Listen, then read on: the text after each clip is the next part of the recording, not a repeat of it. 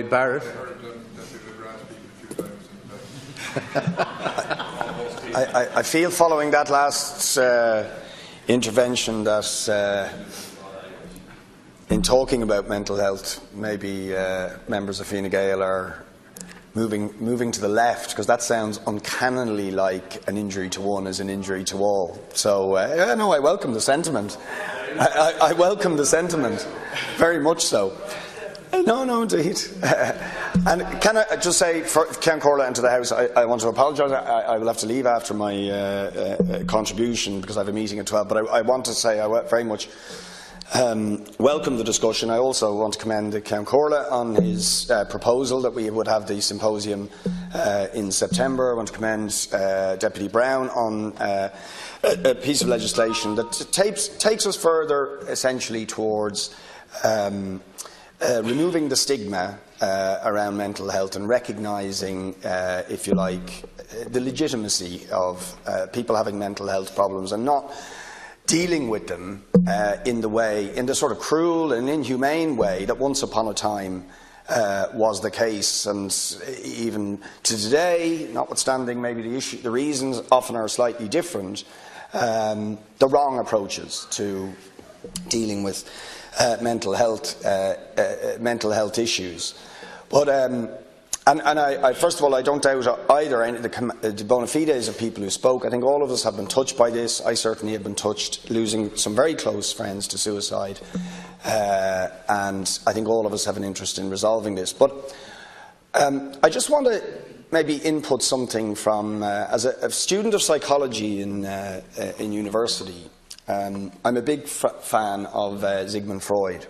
Not everything he said, but he was a revolutionary in that he was the first to move away from the sort of schools of psychology that imagined that if there was a mental illness, there was something fundamentally wrong with that person. You know, there were schools of thought at the time Freud was developing his theories who believed you should hammer nails into certain parts of people's head who had mental health issues. That's how barbaric it was. And of course that went in with these schools of incarceration and dehumanisation and just locking people away or categorising them as beyond the pale of mental normality. And so we've moved a long way from that.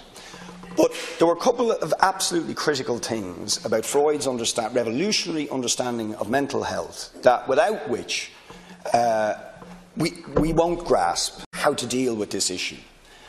First of all, he understood the absolute critical importance of children and babies being nurtured and their early relations. Secondly, he understood that the essential character of the human mind was a conflict between two things. The basic needs of a human being, what he called the instinctual drives, or the id, and the superego, which were the conventions of society, the rules, the norms, the pressures of society. And in the middle was the ego, you or me, in between these two things. And how that balance was reconciled between the basic needs of human beings and the pressures of society would determine the mental health or otherwise of a human being. And he understood that he identified the basic instinctual drives that had to be met, but were often frustrated by the pressures of society. To eat, to drink, to have a roof over your head, to reproduce and have sexual relations, basic things, to interact with other human beings, critically, that this was absolutely essential to what we were, and the creative impulse. The creative impulse was absolutely central to his understanding of human psychology and human health. But pointed out that when these drives were frustrated, pressured, denied, negated, it caused problems. Now, it's not difficult to see how all of this applies today. And I don't think it's just about a fleeting technological change, because in fact mental health issues far predate any of these technological things, although there's no doubt that they can exacerbate them, the levels of alienation they can produce, the pressures. But these pressures are coming from everywhere. The pressure to put a roof over your head but not being able to do it. The pressure to pass exams. The pressure to get a job that pays you well. The denial of basic human relations. The alienation of human sexuality. All of these things which have intensified and can do tremendous damage to our mental health and particularly to young people in their development. And critically, Freud was the first to understand that the starting point of good mental health was A, to ensure that those basic needs were satisfied, and insofar as people had mental health issues, the talking cure. He was the first one. The talking cure. Basic interaction between human beings, not pills, not drugs, not saying they don't have some role, not nails in the head, not incarceration, to talk. One human being to another, or a few human beings together, to talk. So that there is real human engagement. A thing that so often our society denies us or puts pressure on us to deny, to become alienated from one another. And I'll just finish on this, where this comes down to real practicality. Okay? Is, you see, what is the biggest problem with our mental health services, or indeed with many of the services that would help enhance health? Not enough people to talk to other people. That's the big gap in CAMHS. We haven't enough human beings. That's why we haven't got the beds open. We don't have enough human beings in the classrooms with our children.